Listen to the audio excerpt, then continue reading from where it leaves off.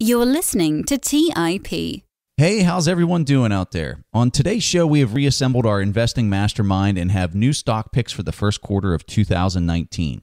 Since the last time that we've talked about the stock market, it's had a very strong drop and an equally strong recovery. The purpose of our mastermind discussion is to demonstrate to the community how we think about different investing ideas. Some of the picks that we talk about are not selected for investment, while other times they are.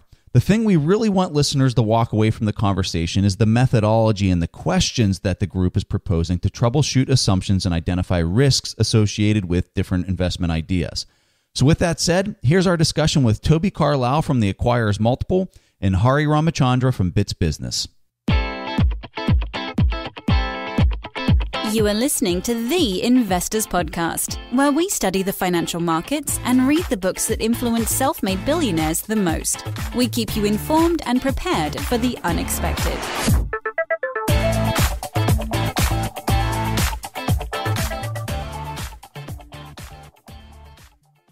Hey everyone, welcome to the Investors Podcast. I'm your host, Preston Pish, and as always, I'm accompanied by my co-host, Stig Broderson. Like we said in the introduction, we're going to be doing the Mastermind discussion for the first quarter of 2019, and we have our good friends, Toby Carlisle and Hari Ramachandra here with us. And guys, welcome back to the show. Excited to hear your picks.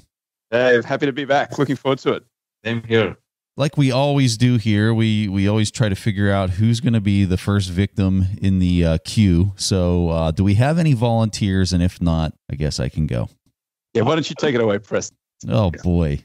I anchored that one. So last time we were on the show, I want to start off by talking about the last time we were in the mastermind. I made a bold call with a short on the S&P 500. As ugly as the, like a 17 to 18% bounce that we've seen since Christmas Eve, this play worked out fairly well for me because I offloaded some of the position there at around the Christmas, literally the day after Christmas. I was up quite a bit. I'd say 15% in the position or something like that. I took a little bit of money off the table. And as it kept coming back up after that point, man, it was painful to watch a bounce. I was expecting maybe a 5 to 10% bounce on the S&P 500, but it came back and literally went back to my entry point. And at that point, I literally sold the remaining position that was still on there. So although I made a little bit of money on the position, I can't say it was like a cash cow by any means. But man, you don't fight the market. I've learned that. I did not keep the position on after it went past my entry point. So just kind of an interesting experience. I think I was a little lucky when I put it on and was ahead in the position, and it was easier to kind of keep it on. And then after we had such a huge movement, that's just how I was playing it, especially because it was a short. I took some gains while I had them, and unfortunately don't have the position, even though I still have a bearish sentiment across the market. With all that said, I'm here to pitch a new stock pick. And man, this one, I sent a message to the guys really late last night, and I said, here I am, it's late, and I'm recommending a retail company that we have recommended in the past, and it does not feel right to recommend this company, but I'm going to do it anyway. Bed Bath & Beyond. We have talked about this pick multiple times on the show. Every time it comes up, it just sounds uglier and uglier. When I look at this pick from whenever we talked about it the first time, the price has come down tremendously. It's at around $16.70 today. The thing that I am impressed with this company, there's some things that I like, and then there's some things that I don't like. The thing that I like is that the revenue has not gone down when you look at the top line of the company's performance. This company's still banging out $12 billion a year, and it hasn't gone down. When you look at, let me just spout off some numbers here. You go back to 2014, they were at $11.5 billion. The year after that, they were at 11.8. The year after that, 12.1, 12.2, 12.3. The last 12 months are at 12.4. So when you look at the company's ability to keep earning revenues, they're definitely not growing like in a major way. If anything, they're just sustaining what they've got. But what I really like about the company is they're still kicking off decent cash flows. I would argue that the last year was probably not one of their best, but they're still kicking off very meaningful cash flows. And whenever I go in and I do an intrinsic value on this, and I mean my intrinsic value assessment is extremely pessimistic. to the point where I have factored in that the free cash flow is going to continue to diminish by -5% for a majority of my estimate. 80% of my estimate was that the cash flows were going to go down by 5%. So with this negative trending free cash flow model that I've come up with and the price that you can buy this for at $16.69, I'm getting an IRR, and I hate to say this, but I'm getting an IRR over 15% on this. And that's extremely high with a very pessimistic view of the future cash flows on it. That's kind of my narrative on why I think that this is going to perform better than cash. And if we look at how Buffett's allocating a lot of his investments these days, almost everything's going into cash. So this is my bold call for a retailer. The last thing I want to talk is the trend or the momentum on the company. When you look at the momentum on this one, you're really starting to see what appears to be price stability. I'm not going to say that you're out of the woods yet here on this one, but I think when you're looking at the price momentum, typically the volatility on this is around 20%. If you're looking at the volatility over an annualized basis, it'll move around 20 to 25%. And when we look at where the price kind of bottomed out, it hit like mid $10 range, like $10.50-ish, somewhere around in there. And now it's at $16.70. It hit that bottom, looks like December 17th. So right around the Christmas timeframe is when it bottomed out at about $10. And so this thing's already up 60% since December. That was like you've seen the market bounce 17%. This thing's jumped nearly 60%. And so I think that that's a pretty strong bounce above the volatility range. So I'm saying that the momentum in the trend might be seeing a break. So with that said, I'm very curious to hear y'all's comments. It's just way too cheap. Acquirer's multiple of about 5 for something that's got revenue growth like that. Yeah, I really like it. I think it's a good pick. You know what's painful for me is Jesse Felder. I was talking to Jesse, I want to say like December timeframe. I can't remember when we had our conversation, but he brought up this pick again, and it had completely dropped off my radar from whenever we were talking about on the show, because when we talked about it last, it was a screaming buy. I mean, in my opinion, it was a great buyback whenever we were talking about it on the show. And then the price, the market was saying, nope, it's going lower. And it sure enough, it did. And so when Jesse had mentioned that he was buying it back in whatever it was, December, November or something, I was just like, oh, this company just continues to abuse everybody who talks about it. And here I am talking about it. Sure enough, you look at when Jesse entered this thing, he's already up 60% in like a month. So Stig, I really want to hear your thoughts on it because I know you've played with this thing before. Well, I sort of played with it. I used to own it back when it was in the 60s or 70s. And I think purely by chance, some divine powers, probably Jesse, told me to sell it because even though that the numbers look good, it was not. I think I pitched it back in 2017, something like second quarter. And we'll just make sure to link to that pitch in the show notes. The stock was trading in the low 20s. For me, that was just so obvious to buy that. Luckily, we're accompanied by some smart guys. Jesse was like, Stig, -5 or -10 or whatever I put into my sheet. He was like, no, this is not a good business. But it is an ugly business, but the price is so good. Oh my God, the price is good. So this is just the balance that here we are looking at. If you look at some of the numbers that you also pointed out, Preston, the top line around 12 billion, you would expect that to slide. But what we have seen with retail and almost everyone in retail is that they have lower margins. And the same is the case for Bed Bath & Beyond. So if you go back to 2016, the revenue was 12.1 billion, trading 12 months is 12.4. But today, the operating margin is 4.4, whereas it was 11.7 a few years ago. There are a few reasons for that. One of the reasons is that to sustain that revenue, they're providing more and more discounts, typically in form of coupons. That's kind of like it hurt them. And then they have been doing massive investments in North Carolina and the data centers because they are slowly moving into e-commerce, which they're not doing that well and where the margins are also lower. I was doing some of the numbers too, and I think I was even more pessimistic than Preston. I think I put in -10 and even allowed for -20 in my model. And it still looks like a decent pick. Even if you do that, which is like I think I have like 12% return or something. So there are quite a few things to be said about that. Perhaps we're doing the calculations wrong. Perhaps it's not a if I had to play devil's advocate, it's not a -5, it's not a -10, it's not a -15. It's a company that will experience negative cash flows. I think what I don't like about Bed Bath Beyond, and obviously whenever something is trading at the price Bed Bath Beyond is at compared to the earnings, there is always something wrong. I think the management of the company is something I am quite worried about. I think they were compensated massively, and they have been for quite a few years. I don't think they have performed, and they're still making a ton of money. There's just a few weird decisions in terms of capital allocation. You know, back in 2015, when they took on 1.5 billion in debt, why were they doing that? And then they started to paying out dividend at a time when they should be buying a lot more stock. It seems a bit silly the way they've been allocating the capital over the past 5-7 years, which is just like more like general concern about the management. I can easily see why Preston would pitch this. I mean, it is a very, very attractive pick, and I don't know if it's a value trap today. Your discussion about the margin, I think, is really the key point, that if you're looking just at the top line, it's going to be like, oh, well, it's hanging in there. It's still doing good. But you're not talking about all the extra marketing dollars, all the things that they're doing that's chewing into the free cash flow of the business relative to 3 or 4 years ago or 5 years ago.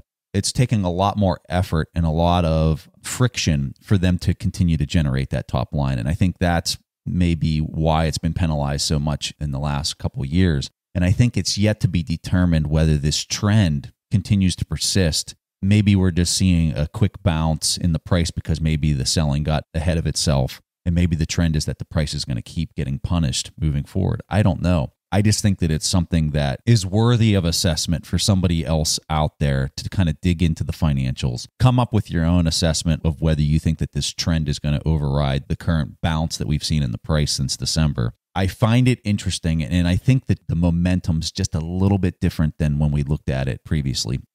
I'm assuming that this is not a long-term recommendation. I'm just wondering about your timeline for this. I don't know how to answer that. I mean, when I look at it and I look at the revenues, if the revenues weren't growing, I probably wouldn't even recommend the company. And I can't even say that they're growing. I'd say that they're remaining flat. So I think that's what makes this so tricky is you're seeing them devour their margin. Okay, and the trend on the margin is not good. I think the next thing that you're going to start to see maybe start trending in the negative direction is the revenues. So that's where it's really hard to be able to say whether they're out of the woods or not. I don't know, Hari. So last time whenever we discussed this, and Toby, I'm sorry to put you on the spot here. I think you said that you put that in a basket of very, very cheap stock. So it was not a qualitative assessment so much of Bed Bath Beyond, more that it would be a mean reversion type of bet you put in with other retail picks for that matter. Something like Bed Bath & Beyond, that it's left in the bargain pile. The revenues are still pretty good for Bed Bath & Beyond, so that's a positive in its favor. There's clearly some discounting going on to get people, that's because it's much, much easier to buy everything on Amazon. But it is very, very cheap on the sort of multiples that I like to look at. So it's one of those things that I would put it on as a small position and not worry about it too much. Just look at it in a quarter or a year and you'll probably find that it's had a little bounce. Reassess it then. Sell your loss at that point. Is that what you're saying? Crystallize the loss around December.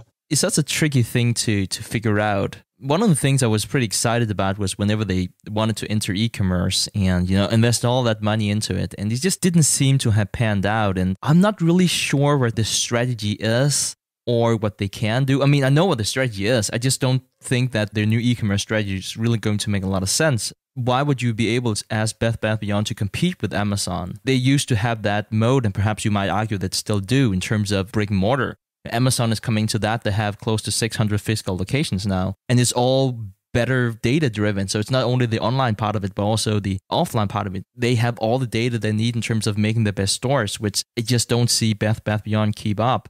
Another thing, and I know I'm just not the target group here, but it's not a good experience to enter a store. I even went into one with Preston. I always feel like after I go there, I kind of feel like I'm getting ripped off or that I'm paying a higher price than what I could get somewhere else. And it's always, anytime I have gone there, it's because I needed whatever it was I was getting that day.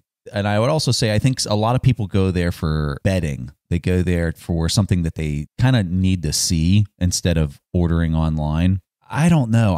The numbers, I just cannot get over the numbers when I'm looking at the intrinsic value and I'm using such a terrible future cash flow and I'm still coming up with 15%. It's like, holy moly.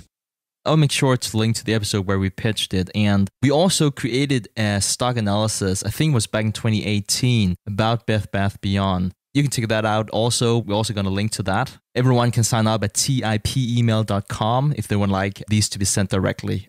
All right, guys. Any volunteers? I'm happy to give it a lash. I'll let you guys laugh at this one. I was running my screens, and the thing that really stands out to me is how many steel companies have popped up in the screens. And it's a pretty long list. US Steel, ArcelorMittal, Ternium, Nucor, Steel Dynamics. And so I went through and I found my two favorites out of that list.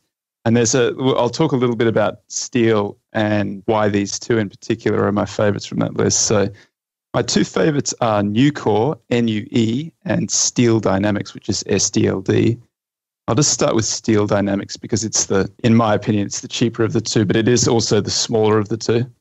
Let's start out first. Steel is an incredibly cyclical business, so it moves around a lot. And if you look at the steel prices at the moment, they do look like they're at the higher end of the range than at the lower end of the range. So that might give you some pause. The other thing to mention is that at the moment, the trade war is going on, and there's a 25% tariff that's been slapped on Chinese imports about a year ago. So I think that might start turning up in the financials sometime soon. So the reason I like Nucor and Steel Dynamics, partially it's because I think the downside is a little bit more protected than other companies like US Steel or ArcelorMittal. The main reason for that is that Nucor and Steel Dynamics use these electric arc furnaces, which is technology that basically uses electricity to make steel. So they use smaller mills. The blast furnaces are a little bit less efficient at lower levels. So I think they can turn them on and off more easily. So if the steel cycle goes down, then there's a little bit of protection there. The two companies that I like particularly, Steel Dynamics, enterprise value is $9.7 billion. Market cap is $8.5 billion. So there's a little bit of debt, modest amount of debt in there. Nucor is a little bit bigger. Its enterprise value around $21.7 billion. Market cap's about $18 billion. Both of them are trading on acquirers multiples. Nucor's on about 6.4. Steel Dynamics is a little bit cheaper at about 5.5. Both the balance sheets look really good. Lots of free cash flow at this point. I think it's a way to play any sort of, if a whole lot of infrastructure spending comes in, I think these two are going to perform very well. I think they're undervalued where they are right now. So I don't mind a little basket of steel stocks, Nucor and Steel Dynamics being my two favorite, but you could also look at US Steel, ArcelorMittal, Ternium, various others that I mentioned there. That's my macro pick. That's what I was thinking. I was like, this is a very macro-centric play here. Is your expectation that these prices are going to keep going up, I'm assuming? At the moment, they're all priced at the very lowest multiples that they have had over the last decade or so. It's low multiples on peak earnings or high earnings. I appreciate that. So that's the risk that everybody sort of assumes that there's going to be a pretty significant downturn here. So if the 5-year average, and that's true for all of its ratios, just cheap on a ratio basis relative to its price sales, 0.75 versus 0.8 for its 5-year average. So the question is, if the steel prices sort of maintain or rise from here, then these are going to be way too cheap. If steel prices go down, then these two are the better ones to be in because they're going to be able to, it's a cyclical business and they can, sort of switch off their mills, which gives them some protection on the downside.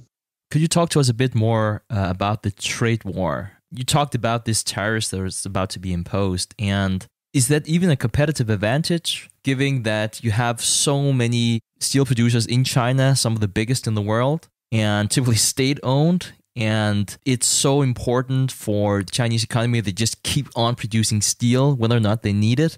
How can I look at this trade war that we look at right now? That's a great question.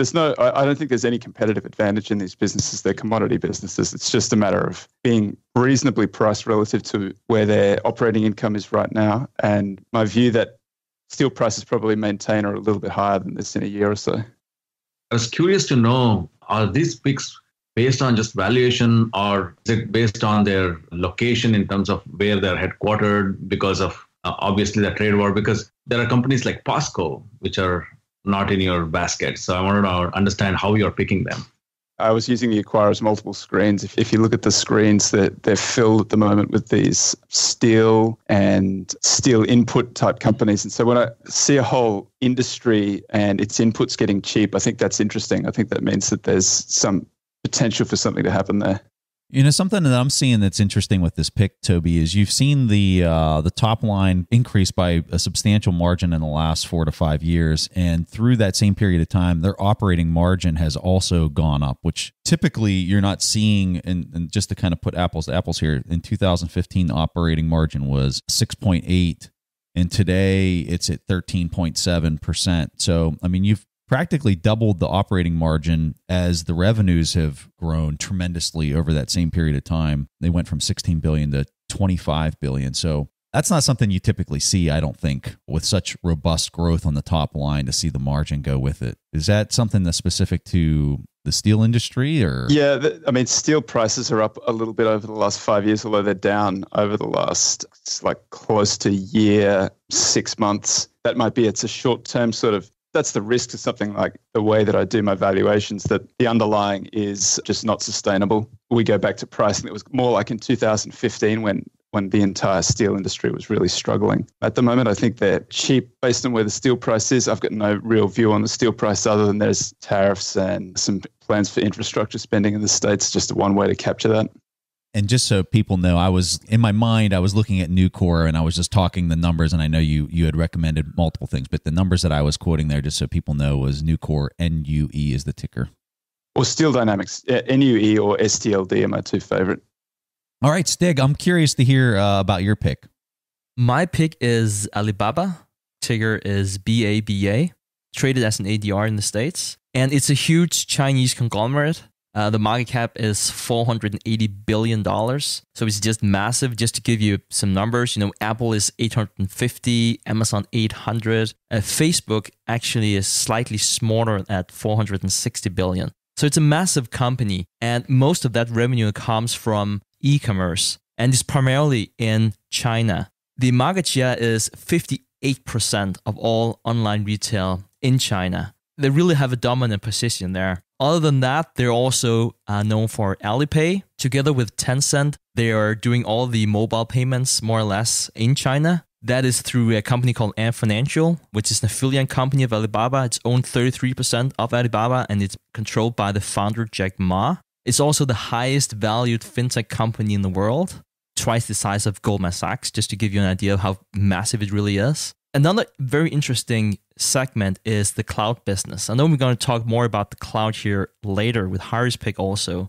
but it's a very interesting business unit that Alibaba is investing heavily in. That's also why we see some of the hit in the margin. Alibaba is already the 4th or 5th largest globally, depending on how you measure it, after Amazon, Microsoft, IBM, and Google, but by far the largest Chinese provider. Very interesting, especially now that we can expect China to go into the cloud as well. And we saw this grow with 84% year over year. Very, very interesting that we might go back to later. Talking about the industry and business model, Alibaba is typically referred to as the Amazon of China, which is partly true, but not quite. It's primarily selling through Taobao, the site Taobao, which means search for treasure. It's probably not a very known site in the West, but it's the largest in China, and it's ranked the 8th most popular website in the world. So there's massive traffic there. It's launched in 2003, and there's just hundreds of millions of products and services from millions of sellers. The interesting thing is that Taobao doesn't charge transaction fees, and it's free for merchants to join. The way that Alibaba makes money is through advertising and different features to boost sales. For instance, you can message the vendor directly through Alibaba's system.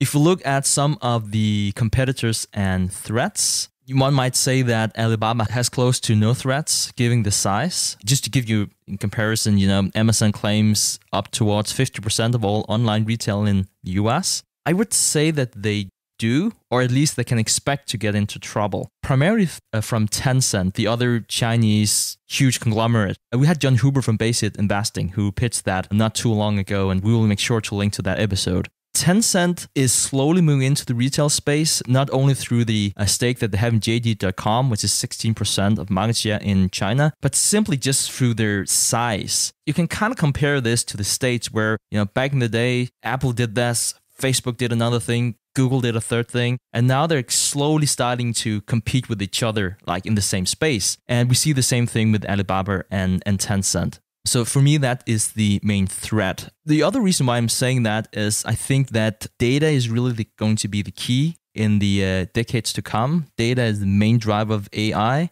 You have no other country in the world that has more data than China, and no other companies in China than Alibaba and Tencent. So I think that those two companies are going to compete on the retail market. Amazon China is less than 1% market share, and I think it will be very difficult for a Western company to compete in China. Quite a few companies have tried and failed. If you talk about the moat, one of the moats I would like to talk about is that Alibaba has sort of its own universe. You don't go to Alibaba to something else. It's not like what we have in the States that you have Facebook's app and you can get that through Apple or through Google. No, it's their own closed system. To give you an example of that, Baidu, which can be referred to as the Google of China. So it's the China's leading search engine. Alibaba purposefully blocks Baidu spiders from indexing Taobao. So it doesn't display in the search rankings. You might be like, that's stupid. Why wouldn't they that exposure? But it's simply to force people to start everything on Alibaba's website. I think it would be very difficult for Amazon to do to Google, but it has been a successful strategy for Alibaba. Another type of moat that's being highlighted is that it's much cheaper to retain software engineers for Alibaba than it is in Silicon Valley. And I think those are actually the companies they're competing with. They're competing with Tencent and they're competing with the American conglomerates. Even though we talk commerce, that's really where the next battle is going to be. Talk about cloud, video, streaming, whatever you want to call it. It's a very interesting thing. They have a very different cost structure, primarily because the input, really the labor is much cheaper. It's 10 times cheaper. And they even, to make sure that they can retain their employees, they're not in Beijing, they're not in Shanghai, they're in Hangzhou. That was purposefully done by Jack Ma so he wouldn't lose his best employees because there are not too many competitors around. And talk about valuation. This is tricky. I have been looking at Alibaba for quite some time, and it pains me to say that while I've been looking at Alibaba, the price is just starting to climb leading up to this mastermind meeting, which obviously also means less return. I did manage to take a position, luckily, but not with as much as I wanted to, because the stock is right now trading just short of $184. If I put in my inputs here, most likely scenario 15% growth, I also assign 20% probability to 30% and to 0% if I'm negative. I get around a 9% expected return for Alibaba. I know that 15% sounds extremely generous. Just like to highlight the growth on this company. It's just massive. We're looking at more than 50% here from 2017 to 2018, 58%, and the year before was 56% growth in top line. It's absolutely amazing. But guys, I'm ready to get beaten up, especially about the price and my growth assumptions here. That's the first thing that occurs to me, that you said a 15% growth rate gets you a 9% return? Yes. That's just my bias as always. That makes me very nervous. So just full and frank disclosure, these sort of companies are going to be always too hard for me to kind of get any view on because I don't trust really high growth. That's just a bias of mine. So you can take all of my comments with a grain of salt, just ignore them all as they come through. The other thing that always makes me a little bit nervous about Alibaba, and I've looked at this a few years ago, haven't looked at it more recently, but they score close to manipulator on the Ben Ishem score, which looks at earnings manipulation. And then if you dig into the filings, which are always a little bit odd, they create huge numbers of subsidiaries, which I just don't really know. I think they create a subsidiary at a rate faster than one a day, which just seems to me like, I get it's a very big business, but it's just a way for us to create sort of some accounting shenanigans if your intentions are bad, and if their intentions are good, then it just kind of complicates the financials. So those are my two comments, just that the growth rate is very, very high and the financials are a little bit opaque. So in a country like China, do you think that some of that stuff even matters, Toby? Because whenever I'm looking at this, I just, in my mind, and a lot of it's based on the events that have kind of unfolded more recently with the Huawei company in the US, with the mobile company, and seeing how the government responded to the CFO of that company getting held in Canada. For for me, when I'm looking at any type of large cap, and you can't get any bigger than Alibaba in China, when you're looking at a large cap company in China, I see it as just total, complete indoctrination with the government at this point. This business. People at the highest level are borderline government officials. This is an arm of the government as far as I'm concerned. And when you look at the growth rate on the top line revenue, I mean, the thing's exploding, like Stig said, 50%. So can we as investors treat our analysis of this company the same way as looking at a Apple or a Google here in the United States, where you don't necessarily have that complete buy-in from the government? I just think that it's an advantage, personally, for ownership of this business as an outsider. I agree with what you're saying, that the earnings or whatever numbers they're producing might be manipulated, but it's kind of like, so what? What impact is that actually going to have? Maybe that's a strength instead of a weakness for owning it. I think it's an interesting point you bring up. I think for most investors out there, they might be thinking, China, no, it's too risky because it's China. And I'm kind of like side with Preston here. I don't know if it's good or bad. If anything, I think it's a good thing for Alibaba. And so please allow me to elaborate on that, because it might seem a bit odd. I read through this interview with Kai-Fu Lee, which is a very interesting person. He used to be CEO of Google China. And he talks about the competitive advantage of being one of those big Chinese conglomerates. And he's saying in the States, everyone talks about antitrust. You don't have that here, not the same way. Talking about the opposite. Yeah, so it's not like, oh, we're going to break this up into like 5 different companies, you're making too much money. No, that's not what's going to happen if that's not what the government wants. There's sort of like a protection here. And I think Google also experienced that whenever they tried the first time to go to China. I know they're trying here again. It's just very difficult to deal with the authorities. Let me just give you one simple example. Sites that are hosted outside of China, they're slower to load, just by definition, compared to Chinese companies. To me, that's just very interesting. I think if anything, it might be an advantage. It's a Chinese company made by Chinese for Chinese people. I think that is bound to be an advantage if anything, and perhaps it doesn't matter, but I don't see that as a disadvantage. So I really like your comment about perhaps we can't use our conventional thoughts in terms of thinking about the risk of a company like this. We're through the looking glass, fellas. We're not using conventional metrics anymore. Look, I have no real view. I think it's very, very expensive. So the only way you justify that valuation is if you have very high rates of growth. It seems to be delivering very high rates of growth, but I have a little bit of trouble with the financials. But I've been wrong on this for a long time, so my 2 cents aren't worth much here. Toby, please don't get me wrong. Whenever I say conventional measures, it's in terms of private policy, for instance. It's a big deal for Facebook in the States. It's only an advantage for Alibaba, and there is no criticism in terms of how much data they have in terms of the customers. So it's that what I mean about the conventional metrics, that it's more, as Preston said, an arm of the government, and it's, if anything, it's fueling the growth. It's not stopping it like we would conventionally see in the States. Stig, I think that your big buying opportunity on this one was back in December. The price had come off significantly from its high. I think what was the high here? Let me see real fast. It was around $208 in December. This past December, it went clear down to $132. I would tell you, my expectation on this one is that the revenue just keeps exploding to the upside. I really believe that China's in a boom. This is the golden child of quote unquote capitalism over there. I don't see anything slowing this train down anytime soon. And so what it really comes down to is, as long as that growth continues to chug away, it's really the magnitude of the multiple that you're paying and kind of looking at the range of that multiple of what it's performed at over the last 5 years. And when you're at the lower end of that multiple, I would say this is probably a buying opportunity. And when you're at the high end of that multiple, then maybe you offload a little bit of it to minimize risk or whatever. But I'm with you. I think that this thing has room to go. Just to give you some numbers on that. So we're sitting here in the States and we're talking about how online retail is just taking over. At least that's the impression that I have, and I think perhaps a few others. Online retail in the States is like 10% of all retail. It's not a lot if you think about it. It's up from 7.3% in 2015 and expect to be 11.1% in 2019. And it seems like it's just growing so fast. So let's talk about China. Back in 2015, it was 15.9. In 2018, it was 28.6. In 2019, it's 33.6. Think about that. It's massive. Just the tailwind they're getting for people just following the trend. And you're not even talking about the amount of the population that's coming into an urban setting and all of that. So I think you combine those two things, the point that you're making, and then you just look at how many cities in China are coming into a very modern type setting. It's happening very aggressively.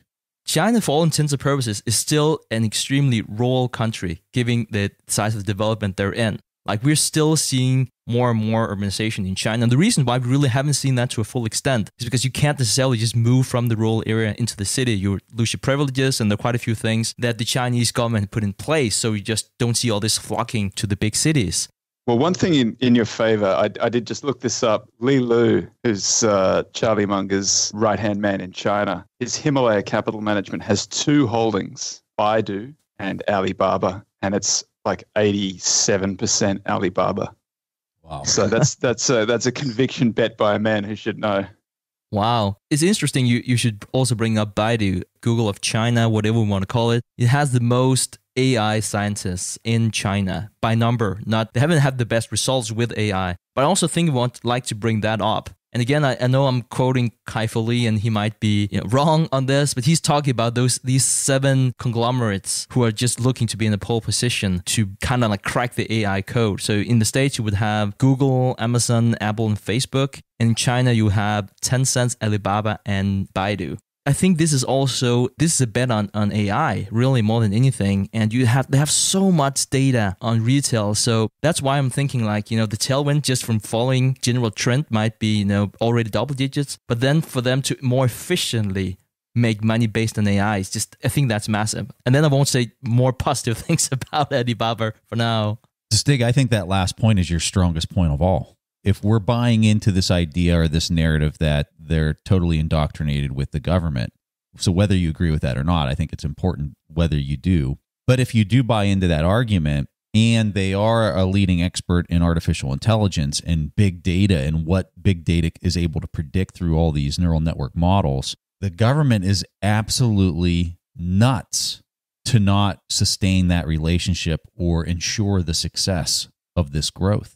From what I understand, the government's just completely reliant on understanding everything that they can possibly understand about every single citizen within the country. So what better arm than Alibaba, who's processing financial payments, who's basically your entire commerce arm for the entire country for online purchases? The government can't afford to allow this company to fail to succeed. I can say one thing. This is way better than my pick. That's for sure. It's also way more expensive. We're talking about 50% growth rate and not like, how much is this company going to contract?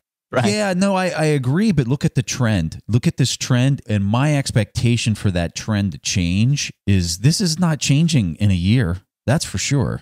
If this trend does change, I mean, I would say at a minimum, you're 5 years out from now. At a minimum. I don't know. I like it, though. I can tell you that. I like it a lot. Yeah, this was a very interesting discussion, guys. And I see Alibaba a bit differently. What you see in the price is what we all talked about. They're indoctrinated with the government. They're a massive e-commerce platform. In fact, their revenues are bigger than Amazon and eBay combined today. And their model is different than Amazon, but still they're in the same space. So all that is baked in. What is the optionality we are getting with Alibaba and also the risk there is I see them more like a venture capital company than just an e-commerce company. If you look at all the investments they make in companies across Asia, they're betting on every startup and many startups. India, Thailand, Philippines, you name it, like they have their venture capital arm, which is much more aggressive. Same with Tencent. Tencent owns shares in Tesla, for example. That's just a popular one, but they own part of many companies. The other part is that can sometimes backfire, and also that can give you upside that is not seen in price today. So that's the drawback. Unlike, for example, the way Alphabet operates, wherein They also do a lot of venture, but they're more organic. The model that Alibaba and Tencent follow is different. The second thing is I want to be a little bit skeptical too, even though I drink the Kool-Aid of cloud, big data, everything. What I fear in not just about Alibaba, but in general is it almost feels like the .com era thing, like anything .com, we kind of, suspend our critical analysis for a while and say, no, this AI is coming. They're very strong in AI. And then, if they have machine learning or if they have a big data platform, we have to be a little bit careful. I'm not saying that applies to Alibaba, but I'm just in general saying that just because somebody is good in AI, it will translate into gains. Everybody is into AI right now. Any company you take, they will have AI arm within their company. So that's where we have to be a bit careful because we don't know what they're doing. Of course, they're doing a lot of stuff. Like, for example, Alipay is also giving now scores to their customers based on their purchasing habit and based on their transactions and stuff like that. So they're reshaping the way the Chinese society operates. They're really high growth right now, and their growth depends on the growth of Chinese economy. Their growth depends on how the Chinese economy does in the short term as well as in the long term. If you believe that China might be twice the size of US economy one day, then Alibaba is probably well suited to capitalize on that growth. I think you bring up some good points, and thank you for being a bit more skeptical. I think that's much needed. It's interesting what you said about the venture capital bet. Well, they do operate like Tencent. They're buying up a lot, but also like to talk about the difference. So Tencent would buy stakes in various companies or even take them over, but they won't really do anything with it. Whereas Alibaba has a very operating mindset, and I think it's because of the data. But again, I'm not the one to say that Alibaba's approach is smarter than Tencent's or any other. I think that's a very interesting dynamic that they're trying to really include those companies in the different ways than, company like Berkshire Hathaway, whatever you might say. This is now a part of this data machine that they're doing. I think you're right that it's a bet on China, but it's also a bet on the world. It's really embedded into Alibaba from the very beginning. Jack Ma's publicly stated that 24-hour delivery in all of China. If you've been to China, you would know how insane that sounds. And then 72 hours delivery worldwide. They're already in 200 different countries. Not that efficiently, not the same way as they are in China, but that is definitely the goal. And also, I think that Toby's right whenever he's talking about, it's difficult to value a company of this size. Like, what's it worth? Let me just give you one example. We talked about Ant Financial that owns Alipay. They also run the biggest money market fund in the world, more than $200 billion. This is really the go-to place for so many Chinese. They have so many different things that they're doing. I know we're primarily talking about e-commerce, which is really the driver, but there's a good chance that they might start making their money somewhere else. I would really like to talk about the cloud here and throw it over to you, Hari. Perhaps you have a comment on that. Perhaps you want to do your own pick afterwards. But it seems to me, if I'm looking at the cloud and I'm sitting here with my company, I might be considering Amazon, Google, Microsoft, whatnot. I don't think I would ever think about Alibaba. I think there might just be some kind of cultural barrier there. If I feel that way, and perhaps I'm wrong, is it the other way around also? Like if I'm sitting here in China's booming economy and it's growing so and that fast, would my go-to place, would they just be Alibaba or potentially Tencent that's also starting up cloud? Would I even consider moving to Amazon, Google? In your shoes, is that the way to look at the cloud market in the future? The way I see is most companies in the West will find it really hard to choose Alibaba or Tencent as their cloud pick. Azure, Microsoft Azure, or Google Compute, GCP over here. And also, most of the companies would never stick to one cloud vendor. They would always try to diversify just to make sure that you don't have vendor lock-ins. That's my understanding, at least at this current stage. However, the story might be different in Asia. There might be countries who are more willing to try Alibaba and Tencent's cloud offerings. All right, guys. Well, let's go ahead and transition over to Hari's pick here. Hari, you were bouncing all around on the email. Curious what you're going to come up with here. One of the things that I think, Preston, you already spoke about it during the beginning of the podcast, that I'm really not so comfortable with the valuations today in any asset class. Recently, I think Howard Marks has come up with a book in his interviews. He has famously said that, this is probably one of the longest recovery cycles, almost 10 years now. The time now is to be more defensive. He's not asking us to sell all our stocks, but he's saying like, this is the time to think defensive and not play offensive. Yep. And the reason I was bouncing around was, as an individual investor today, my focus is to protect my downside. I'm not looking at too much of upside as long as I remember a tweet, Preston, that you had some time back that Fed is mulling over the thought of making quantitative easing as a regular tool in their arsenal. Mm-hmm. And that always makes me nervous holding the cash. It's like the inverse of buyback if you're holding a stock. So as an individual investor, since we are only talking about equities in this mastermind, so I thought I want to take a pick that satisfies the following criteria. Number one, it has a reasonably strong moat and a proven track record to withstand recessions and competition over a period of time. It has a good, strong balance sheet so that it can survive any financial disruptions or liquidity crunch. And also number three, it is not going to be adversely impacted by trade conflicts and is reasonably valued. I mean, it's really hard to find bargains. Only Toby can do that. So I don't have his magic screen. And I was looking at one of my previous picks back in 2016, 15 and 16. I had pitched Union Pacific, which is a railroad. Then I thought Microsoft might be a better pick after I saw Stig pitching Alibaba in the email. So that's why I'm going to talk about Microsoft. Maybe Union Pacific later in some other mastermind. Microsoft kind of fits all the 5 criteria I just laid out. I don't know about the valuation. That's where I will leave it to you guys who are the experts. The thing about Microsoft is that it's an old dog, tried and tested, has gone through many cycles, has an 88% market share in office and productivity. That's their biggest moat. Every Fortune 500 company pretty much uses Microsoft Office. With Satya coming on board in 2014, they went through a long period where they lost the direction. That's all behind them now. What Satya has done is put Azure or cloud and front and center. He's using their current strengths and assets very well. For example, Microsoft getting into Zulu, which is a music player, their misadventure, whereas cloud is right in their circle of competence.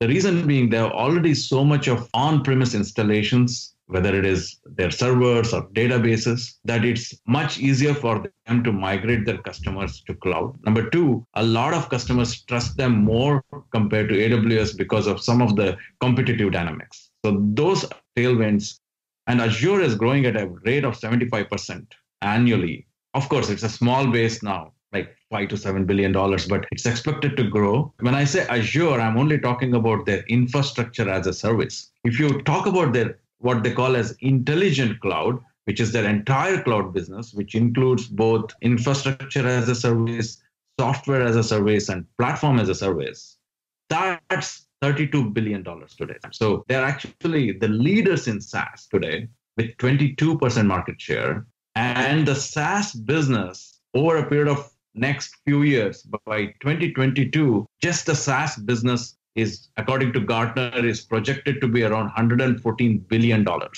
in terms of TAM. And the overall cloud is expected to be around $280 to $300 billion in total addressable market. I'm talking about infrastructure, software, platform, and business process as a service. So Microsoft is in that market. They have really good pricing power, both in their traditional market, the productivity by acquiring LinkedIn and now GitHub. They're also closing in on their developer tools market. Gaming is kind of their 9% of their revenue, not big deal, but still they have 56 monthly active users for Xbox Live. I mean, just to give you context, in 2016, when LinkedIn was still public, monthly active users were around 100 million.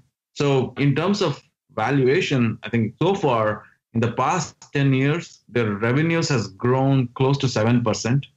I expect the current tailwinds, and with Azure, it will be definitely more than 6 to 7%. I have no idea how much it will be. Their operating margins are close to 30% now, but as Azure scales, the reason I'm expecting the operating margin to improve over the next 5 to 10 years is that as Azure scales, they're building a lot of data centers, they're putting in a lot of capital to do that. So their operating margins should improve with scale.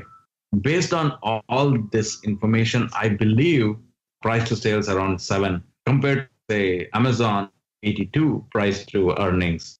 Based on all these factors, I feel safer parking my cash in Microsoft compared to, say, just having it in cash. So I'm not expecting huge returns. I'm expecting decent returns that will beat inflation. That's on the downside. On the upside, if my hypothesis of more than 8% CAGR in terms of revenue and margin improvement all holds true, it might give me some pleasant surprises in the next 5 years. Microsoft's a spectacular business. There's no question about that. The issue for me is the valuation. On all of the ratios, it's really expensive, which, it's got very high rates of growth. So that might compensate you for it. But I kind of struggle to get to the valuation where it is.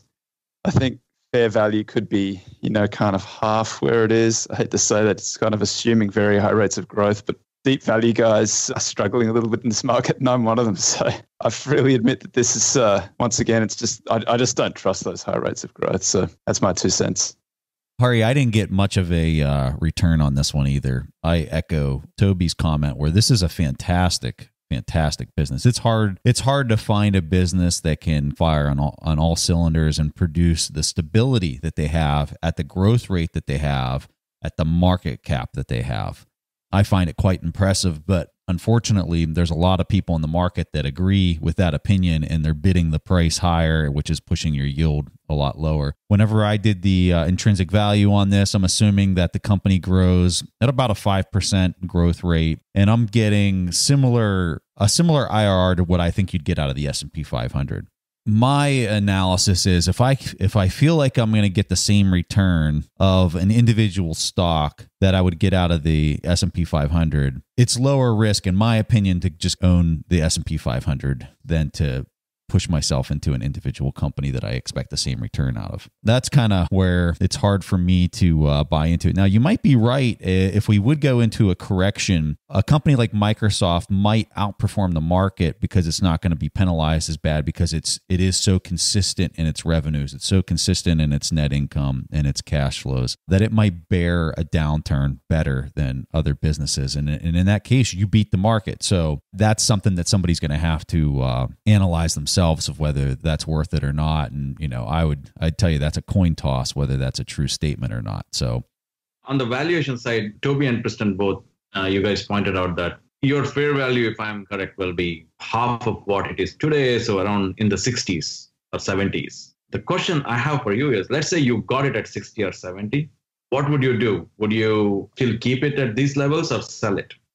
I mean, that's a really tricky question because it comes down to what your capital gains is. If you realize that as a long-term gain, then you're going to be in a lower tax bracket. So you got to figure out that friction of how much you're going to lose in your tax bill. And then more importantly, what asset are you then shoving the capital that you generated from the sale? What return are you getting on what your opportunity is? It's a opportunity cost kind of question after you account for the friction of paying your tax bill for that gain. So without knowing the yield that I would expect to get on the buy side after the sale of that company, I can't intelligently answer that question. Yeah, it's probably a hold. If you've bought it cheaply and you've got it here, I'd probably still getting reasonable, and you don't want to pay those taxes, I'd keep on holding it. But I think Preston's points are right.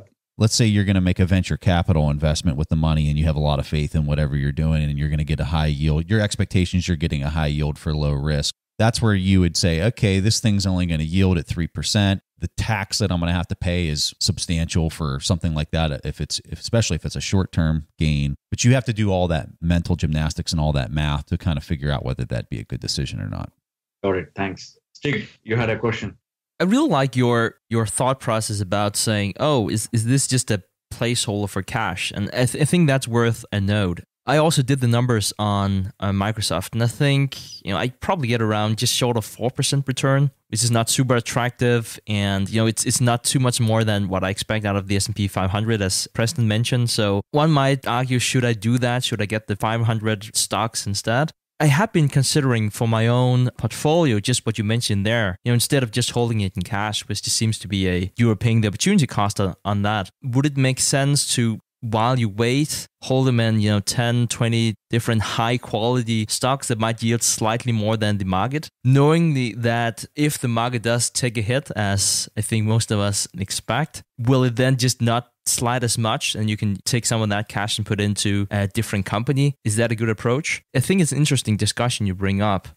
I don't think there's anything wrong with that, especially if you're not, actively or too actively looking at the market. You have a very long time horizon. You just want to take that monthly cash flow because that's the strategy. Just always plow that into something. Doing something like Microsoft might not be too bad if you feel that 3 or 4% and not too much of a downside is what you're looking for. I don't see this pick for obvious reasons going anywhere. You mentioned Microsoft's position in the cloud right now, which is just, the cloud itself is just, the growth rate you see is just amazing. Who do you think are positioned best? Do you think that is Microsoft also giving, the results you've seen from Microsoft in the cloud business over the past 12, 14 months? I've been looking into who are the major players. And the way cloud, unfortunately, it's a very heterogeneous market in the sense that you have software as a service or infrastructure as a service. AWS is by far the dominant leading player in infrastructure as a service with almost 50% market share, and Microsoft like around 18% market share. So that's number two. Google is a distant third with 3 to 4% market share. In fact, in 2017, Alibaba and Google were kind of tied at the third spot. IBM has completely lost its IaaS position. Of course, it's distant fourth or so. When I see the tailwinds, I see Microsoft as one of the leading players because of their presence in all the stacks, whether it's infrastructure, which is, when I say infrastructure as a service, it is basically, think of it as like computers for hire on the cloud. Basically, it's storage, it's compute, that is CPUs. And then when I say platform as a service, it's add-ons on top of these infrastructure, like whether you have a virtualization or an operating platform on top of this basic compute infrastructure.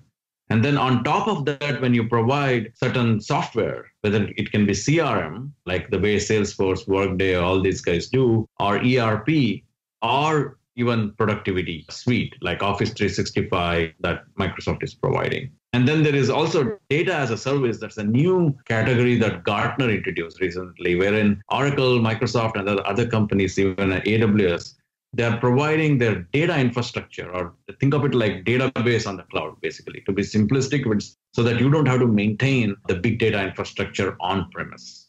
And I have seen that there is a huge consolidation in this market in the last 2 to 3 years. And Google, Amazon, and Microsoft are emerging as the 3 players who are of significance. And the order is Amazon, Microsoft, and Google.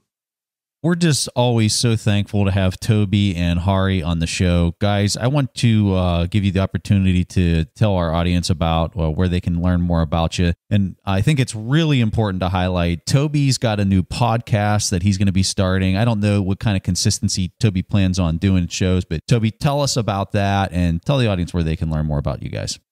I've got a new podcast called The Acquirers Podcast that'll be popping up on the Acquirers Multiple website, acquirersmultiple.com/podcast. First episode goes out March 11. We're going to be recording on video, put onto YouTube, and on audio distributed through all of your favorite podcast platforms. Basically, I'm going to be interviewing other entrepreneurs, investors, authors to see if I can figure out that little insight that they've had that helps them to beat the market or to beat their competitors or to manage risk. So it's going to be the type of stuff that I'm focused on: deep value investing, buyouts, activism, special situations. And I want to know how to pick stocks, how to manage risk, how to deal with bad luck, how to maximize success. If you can get any of it, it's been a long time between drinks for me. So see me make a fool of myself on my new podcast.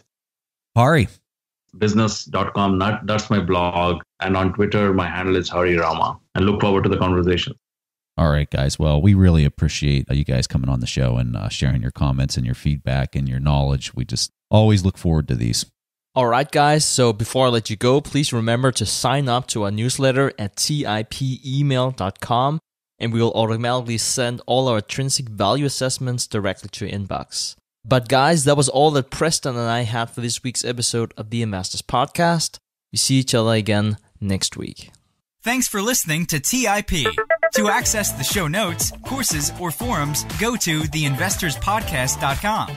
To get your questions played on the show, go to asktheinvestors.com and win a free subscription to any of our courses on TIP Academy. This show is for entertainment purposes only. Before making investment decisions, consult a professional.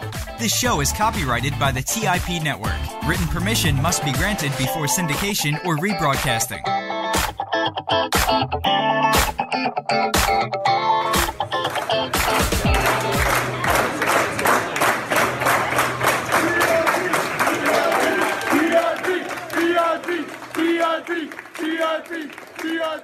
TIP.